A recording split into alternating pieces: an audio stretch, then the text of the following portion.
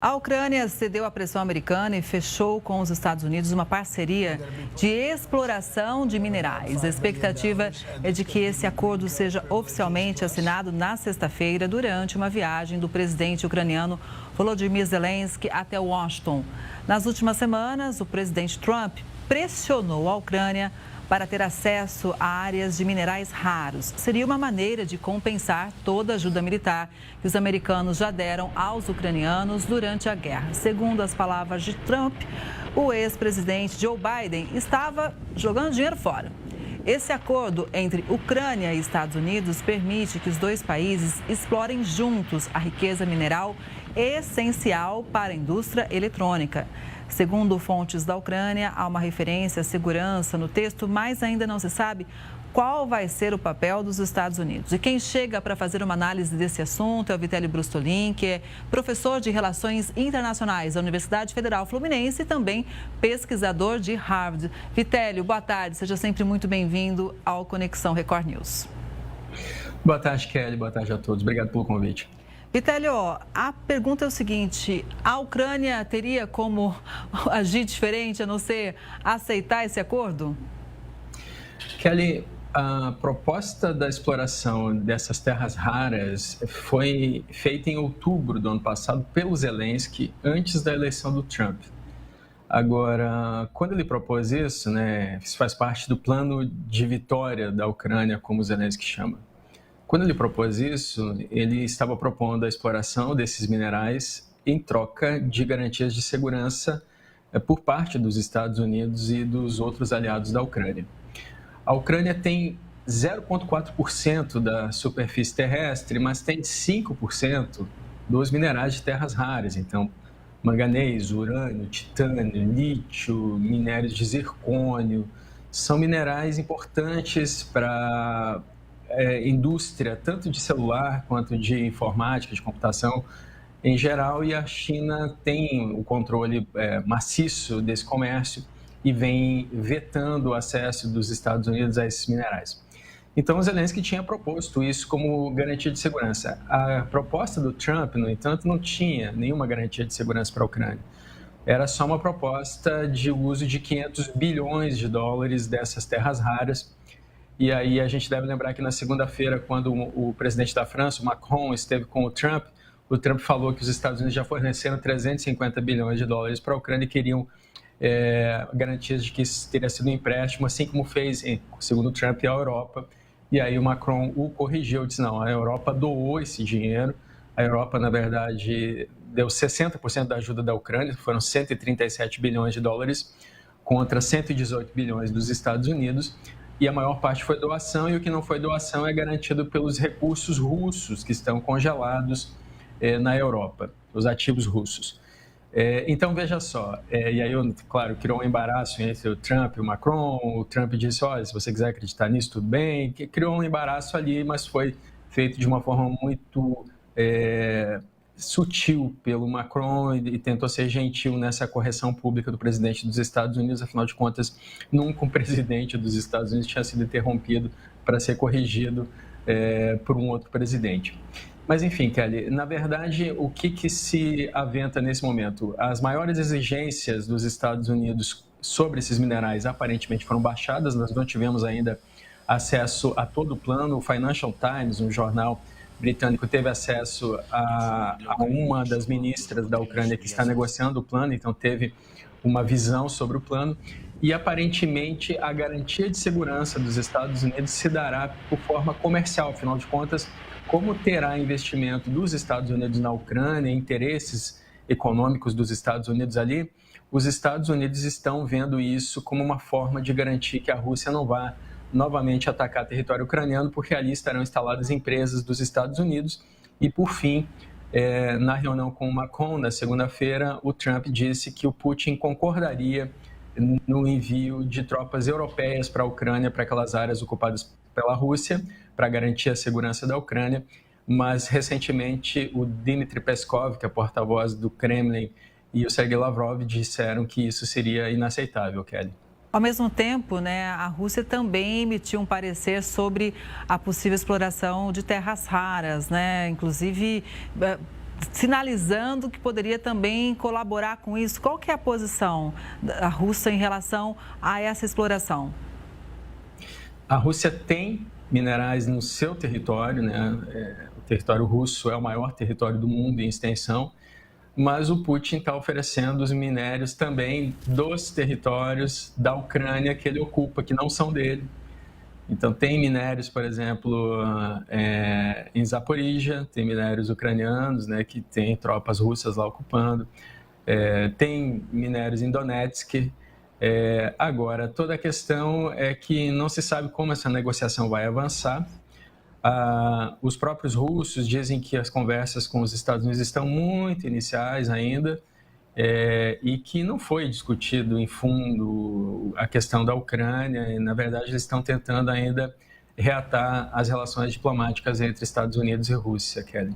Vitélio, o fato é que vai exigir um esforço muito grande para a reconstrução da Ucrânia, não é? Inclusive, uma avaliação feita pela ONU, né, o Banco Mundial e a Comissão Europeia aponta que a Ucrânia vai precisar de quase 3 trilhões de reais para reparar os danos provocados pela guerra. O estudo leva em consideração a destruição causada desde o começo do conflito, em fevereiro de 2022. De acordo com o comunicado, 13% das casas foram danificadas ou destruídas. Isso equivale a mais de 2 milhões e 500 mil lares. Mais de 50% dos estragos aconteceram nas regiões de fronteira, no leste, norte e sul. Atualmente, o programa de recuperação se concentra no reparo da infraestrutura energética, setor que é frequentemente atacado pela Rússia. Vitélio.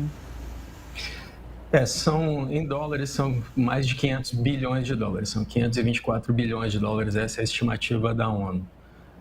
E aí a gente vê, né, como você falou, grande parte do estrago foi em casas de pessoas, né? São mais de 2,5 milhões de pessoas que tiveram seus lares afetados pelos bombardeios russos, o que por si só configura um crime de guerra. A guerra tem que ser travada entre os combatentes, né? Isso é previsto nas convenções de Haia e de Genebra.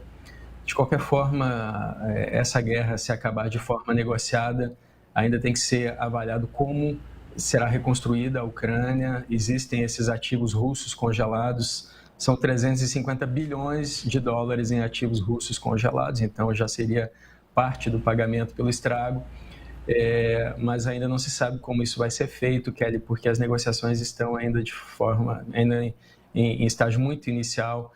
E, por enquanto, se especula que haveria um cessar-fogo. Não seria nem um acordo de paz, seria apenas um cessar-fogo que, por definição, é sempre temporário.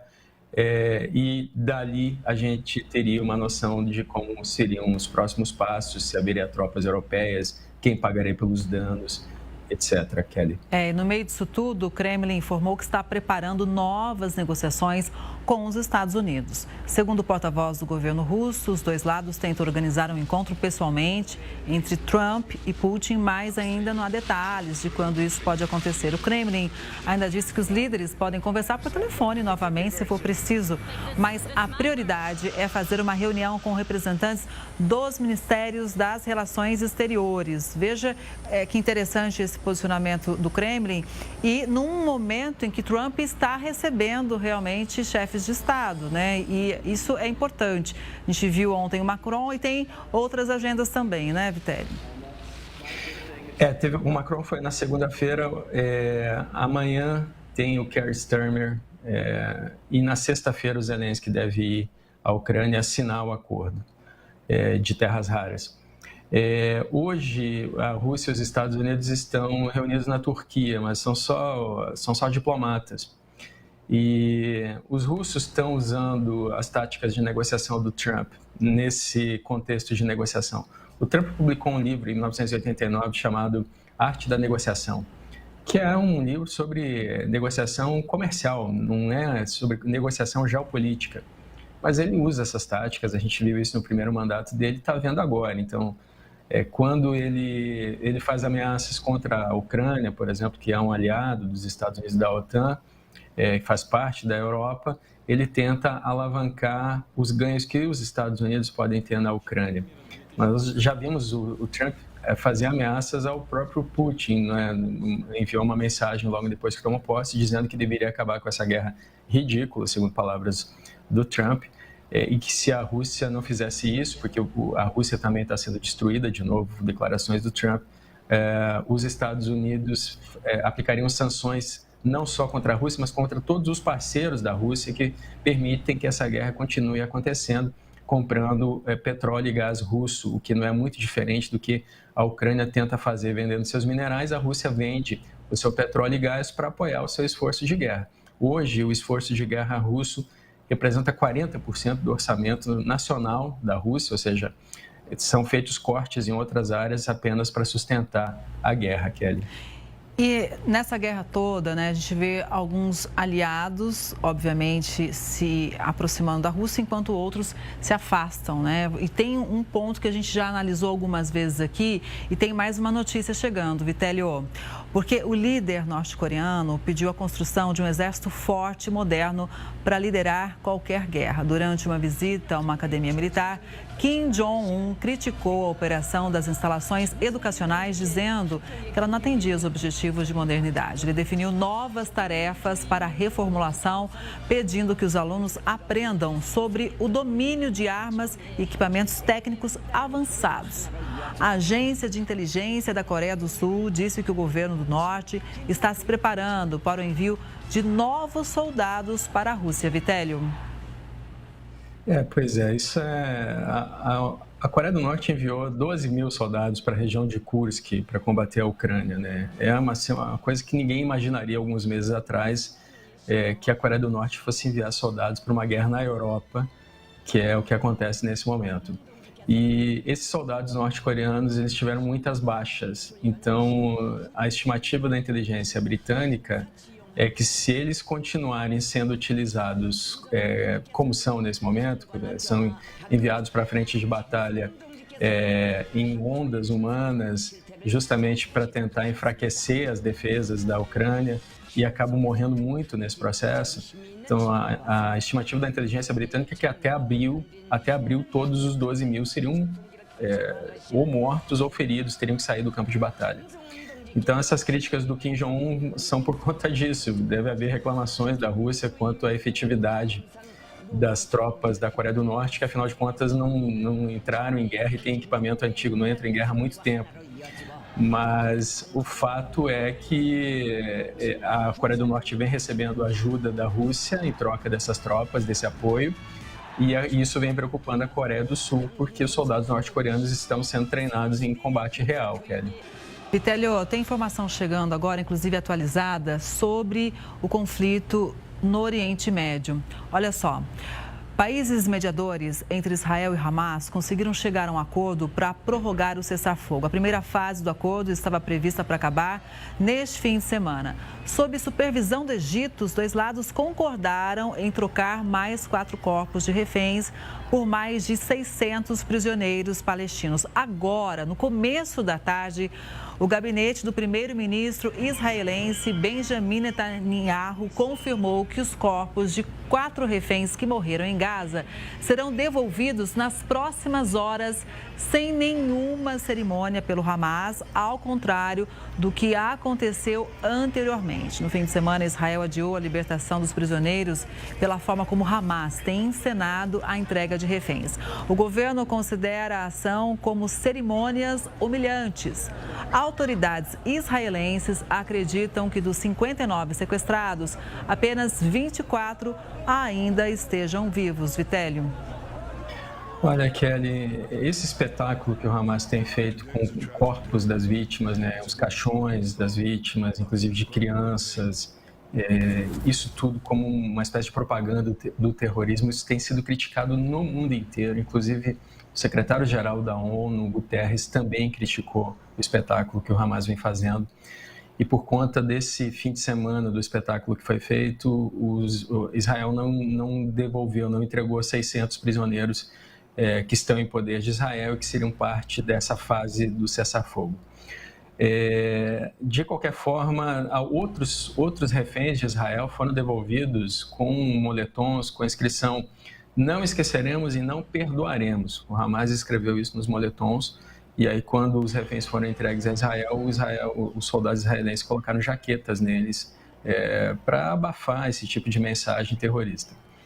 Então, toda a questão é que a primeira fase desse cessar-fogo termina agora dia 1º de março, nesse fim de semana, e existe uma dificuldade de saber se a segunda fase vai ser implementada. Inclusive, o Ron Dermer, que é ministro de Assuntos Estratégicos de Israel, esteve em Washington conversando com o Steve Witkoff, que é enviado especial dos Estados Unidos para o Oriente Médio, e o Witkoff falou publicamente que acredita que a segunda fase, né, que seria da retirada completa das forças de defesa de Israel da faixa de Gaza, e a devolução de todos os reféns que o Hamas tem, inclusive de todos os corpos, que a segunda fase dificilmente será implementada, porque o Netanyahu não vai aceitar que o Hamas fique no poder na faixa de Gaza. Esse é um dos objetivos dessa guerra, tirar o Hamas do poder e acabar com o poder militar do Hamas de atacar Israel no futuro. Então, os Estados Unidos estão reconhecendo que a segunda fase vai ser de difícil implementação, Kelly. Vitélio, tem mais uma notícia chegando, gostaria da sua análise, porque é o seguinte, o presidente norte-americano postou um vídeo criado por inteligência artificial que mostra a faixa de Gaza transformada em um complexo de resorts. Quando expressou o desejo de assumir o controle da região depois do fim da guerra, Trump diz que planejava reconstruir o território e transformar a faixa de Gaza em uma Riviera do Oriente Médio. O vídeo mostra prédios altos, iates ancorados, ruas luxuosas e uma enorme estátua de ouro do presidente, além do bilionário Elon Musk distribuindo dinheiro para as crianças. Ao fundo, o áudio diz: Trump vai te libertar.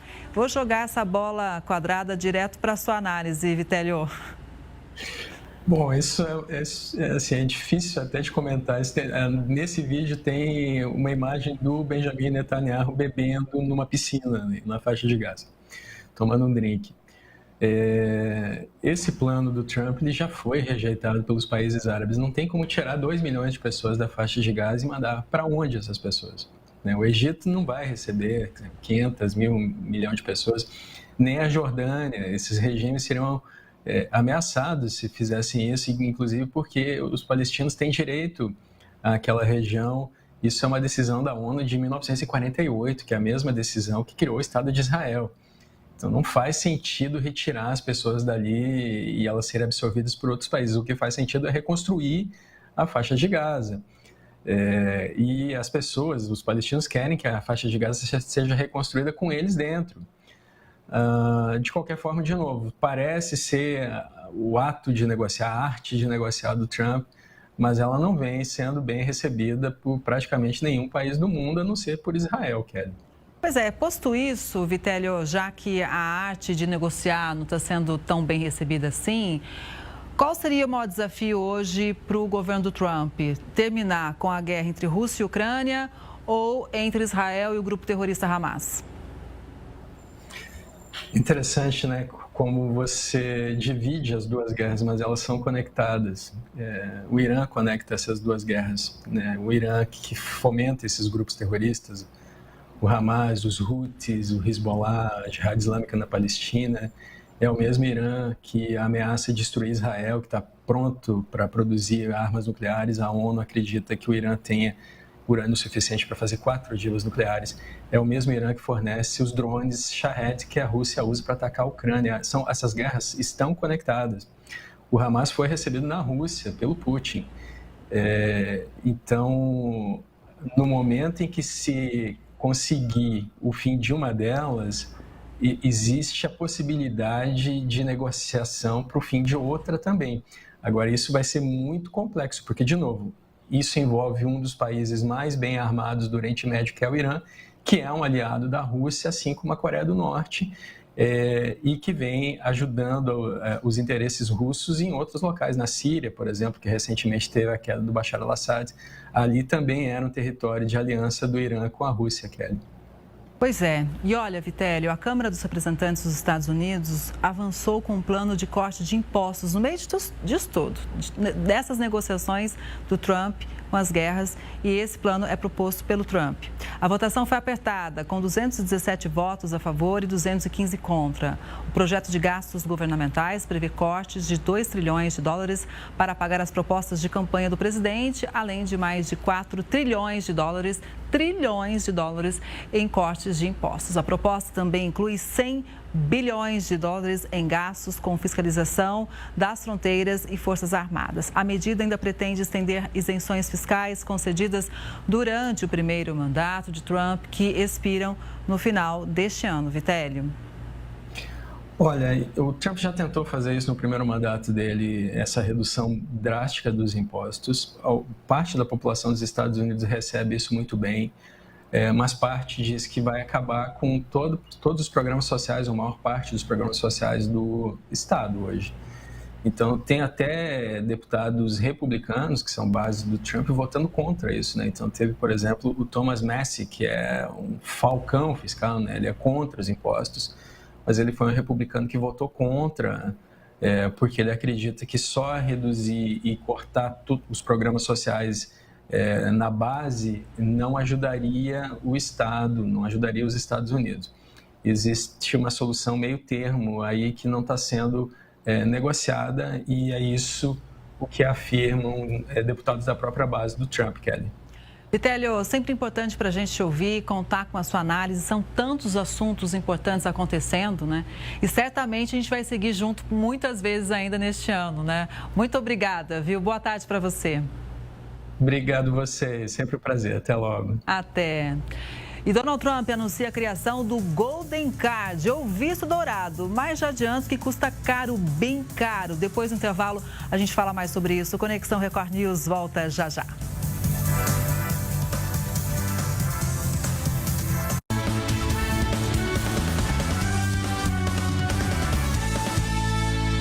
A Top One está sempre em busca do que é melhor e traz o mais completo Ora Pronobis do mercado. Ora Pronobis Active com cúrcuma e creatina. A inovação que você buscava com a qualidade e exclusividade da Top One. Sabe aquela dor nas articulações ou aquela fisgada que começa na perna e vai até as costas? E aquela inflamação que te incomoda mesmo quando você está deitado? Mais de 60% dos brasileiros enfrentam algum tipo de dor crônica. O impacto vai muito além do físico. A dor contínua afeta o sono, causa irritabilidade e, em muitos casos, leva à ansiedade e até à depressão.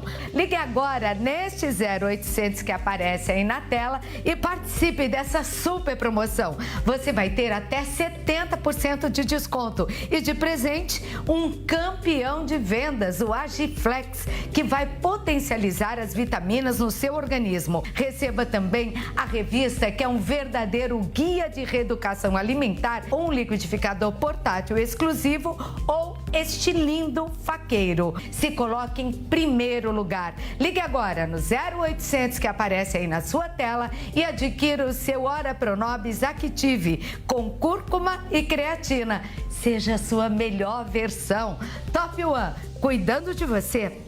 Eu nunca sei como meu dia vai terminar. Por isso ele precisa começar do melhor jeito, com tapioca da terrinha. Saudável, prática de fazer e muito gostosa. Eu e minha família não passamos um dia sem tapioca da terrinha. Ela vai bem no café da manhã, no lanche da tarde, com azeite, banana e mel, frutas vermelhas. Tapioca da terrinha. Muito mais praticidade sem descuidar da saúde. Disponível nos principais supermercados. Experimente. Se você acha que você já viu de tudo na vida, então vai se surpreender com essas novidades. Tô curioso porque eu tô muito. Vem com a gente. Andiamo. Receitas de dar água na boca. Essas trufas são cogumelos selvagens que dão embaixo da terra. Os pets que fazem sucesso nas redes. pode abastecer pra mim, pode completar. E muito mais. Tudo bem?